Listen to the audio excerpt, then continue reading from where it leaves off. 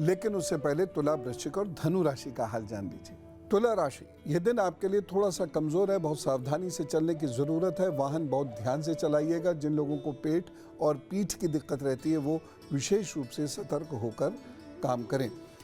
एक सावधानी जरूर बरतिएगा। इस दिन घर गृहस्थी में शांति बनाए रखने के लिए कोशिश पूरी कीजिएगा, खूब कोशिश कीजिएगा। उपाय क्या करना है? इस दिन 5 फलों का दान आप जरूर कर दीजिएगा किसी को भी, और अपने काम पर जुटिए, प्रभु कृपा करेंगे। वृश्चिक राशि, ये घर गृहस्थी के लिए बहुत अच्छा दिन नहीं कहा जा सकता। आपको अलर्ट रहना होगा। अपने घर गृहस्थी को बहुत समय दीजिएगा और रिएक्ट एकदम से मत कर दीजिएगा। प्रतिक्रियावादी इस दिन ना होकर चलें तो ज़्यादा अच्छा है। शांत रहकर बहुत गहराई से चीज़ों को समझने के उपरांत उस पर कोई निर्णय लीजिएगा। एक सावधानी इस दिन बरतनी बहुत ज़रूरी है। जिन लोगों को नाभि के नीचे और पैरों में दिक्कत रहती है उन लोगों को बहुत ध्यान रखने की ज़रूरत है। टॉयलेट साफ हो तभी उसका इस्तेमाल करें। उपाय क्या करेंगे? इस दिन को बेहतर करने के लिए उड़द की दाल का दान जरूर कर दीजिएगा। धनु राशि, यह दिन आपके लिए अच्छा है।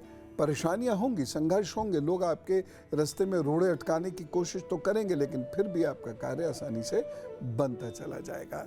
हल्दी और चावल का दान इस दिन ज़रूर करना है और एक सावधानी ज़रूर रखनी है, और वो ये कि इस दिन आप अपने शिक्षकों से, अपने गुरुओं से, अपने बुजुर्गों से बहुत सौहार्दपूर्ण व्यवहार करिएगा, नहीं तो लड़ाई झगड़ा हो सकता है और उसका खामियाजा भी आपको भुगतना पड़ सकता है।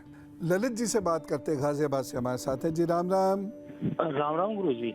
जी गुरु जी, मेरा नाम ललित किशोर है और मेरी जो डेट ऑफ बर्थ है वो 24 जनवरी 1980 है।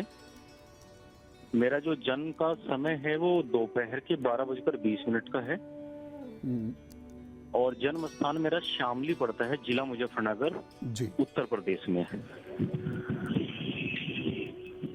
जी बताइए भैया। गुरु जी, मेरे को 2018 जुलाई के बाद से ना आर्थिक संकट आ गया है। जॉब वगैरह भी नहीं है, व्यवसाय भी नहीं है मेरे पास में। कहीं भी हाथ डालता हूँ नुकसान ही होता है और बहुत विचलित मन है चल रहा है मेरा, जिसकी वजह से घर में बीमारियां, रोग और परेशानी चल रही है, झगड़े चल रहे हैं। और दूसरा गुरु जी, ये जानना है कि क्या मेरा वंश वृद्धि के लिए, मतलब अभी मेरे पास एक बेटी है, दूसरा मेरे पास कुछ नहीं है, हमने इसके लिए ट्रीटमेंट भी करा रहे हैं, क्या इसमें कुछ मई 2023 तक थोड़ी सी परेशानियां हैं। मई 2023 तक तो आपको बहुत सावधानी से चलने की ज़रूरत है। मई 2023 के बाद फिर चीज़ें बेहतर होंगी, ठीक है ना। मई 2023 के बाद तो अभी आपको किसी भी तरीके से जॉब पर ही फोकस करना है। मैं एक उपाय बता रहा हूँ, उससे प्रभु कृपा से आपकी जॉब तो हो ही जाएगी। और फिलहाल 1 वर्ष आप अपनी जॉब के सारे ही निकालने की कोशिश कीजिएगा। आप रोज़ाना 1 बादाम किसी भी बहते पानी में, कोई भी बहता हुआ पानी हो, उसमें प्रवाहित कर दिया कीजिए। रोज़ाना 1 बादाम 1 वर्ष तक ये करना होगा। प्रभु कृपा से नौकरी आपकी हो जाएगी। रही बात वंश की, मैं तो पुत्र पुत्री में कोई अंतर समझता नहीं हूँ, इसलिए पुत्र पुत्री के प्रश्नों को कभी नहीं लेता, ठीक है। तो बाकी ये उपाय कीजिए तो आपका आर्थिक कष्ट दूर हो जाएगा। हम लोग धोखे की बात कर रहे हैं। एक उपाय, बहुत महत्वपूर्ण उपाय है, नोट कीजिए। आप एक दोना ले लीजिएगा, उस दोने में थोड़ा सा दूध भर दीजिएगा और दूध भरने के बाद वह किसी झाड़ी में रख दीजिएगा। उसे कौन पिएगा नहीं पिएगा ये आपका कंसर्न नहीं है।